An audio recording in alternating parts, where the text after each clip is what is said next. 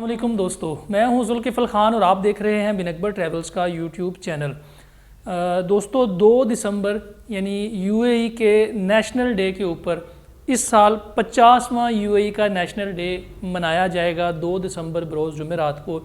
इस national day के ऊपर यूएई बहुत बड़े बड़े डिस्काउंट्स देने जा रहा है। इसमें सबसे बड़ी डिस्काउंट जो ट्रैवलिंग वाले हैं उनके लिए है कि एमिरेट्स एयरलाइन जो है वो 50% डिस्काउंट ऑफ़र करने जा रही है अपने ट्रैवलर्स के लिए। और ये सिर्फ पाकिस्तान के लिए नहीं है, ये सारी दुनिया के लिए है। और ये जो 50% डिस्काउंट है इसका ऐलान वो किसी भी वक्त कर सकते हैं, आज कर दें, कल कर दें, परसों कर दें, और ये 2 दिसंबर तक वैलिड रहेगा।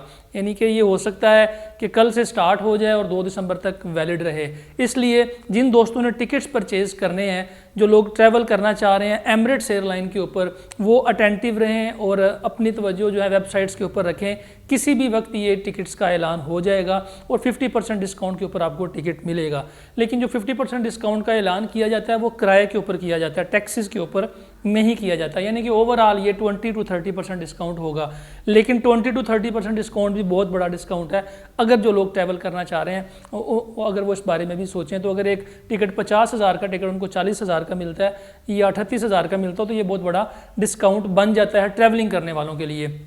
और दूसरा जो बहुत बड़ा ऐलान वो गवर्नमेंट करने जा रही है वो है एब्सकॉन्डर्स के लिए, ओवरस्टे फाइन्स के लिए और ट्रैफिक फाइन्स वालों के लिए, कि उन सब को 2 दिसंबर यानी कि 50वें उनके जो सेलिब्रेशन डे है, इंडिपेंडेंस डे है, उसके ऊपर वो 50% रियायत देने जा रहे हैं उन लोगों के लिए जिनको फ़ाइन्स हुए हैं। उनको 50% डिस्काउंट फ़ाइन के ऊपर मिलेगा।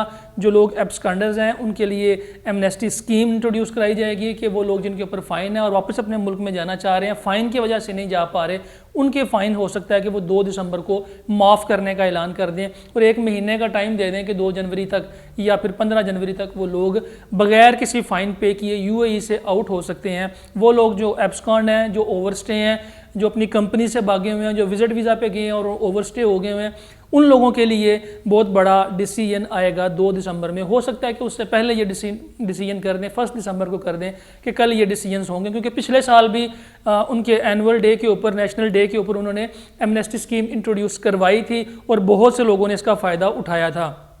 एमनेस्टी स्कीम का फ़ायदा ये होता है कि अगर आप विदाउट फ़ाइन दिए और पे करके पाकिस्तान आ जाते हैं तो आपका दोबारा विज़िट वीज़ा या वर्क वीज़ा निकल सकता है। तो ये उन लोगों के लिए भी बड़ी अच्छी खबर है।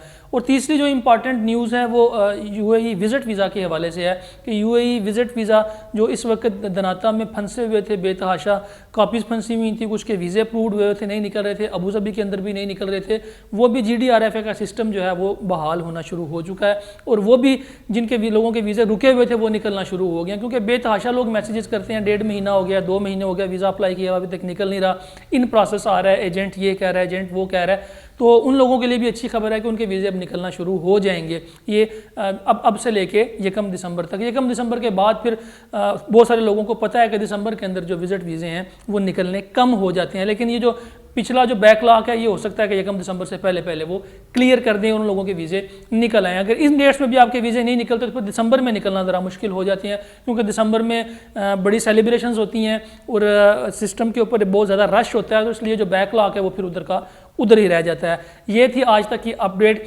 इससे फ़ायदा उठाने के लिए हमारे इस चैनल को सब्सक्राइब लाजमी कर दिया करें ताकि ऐसी इन्फॉर्मेटिव वीडियो आपको टाइम पे मिल सके जिससे आपका काफ़ी सारा फ़ायदा हो जाता है। अपना और अपने साथ रहने वालों का ख़ास ख्याल रखिएगा, अपने इस चैनल का भी। मुझे दें इजाज़त। अल्लाह हाफिज़।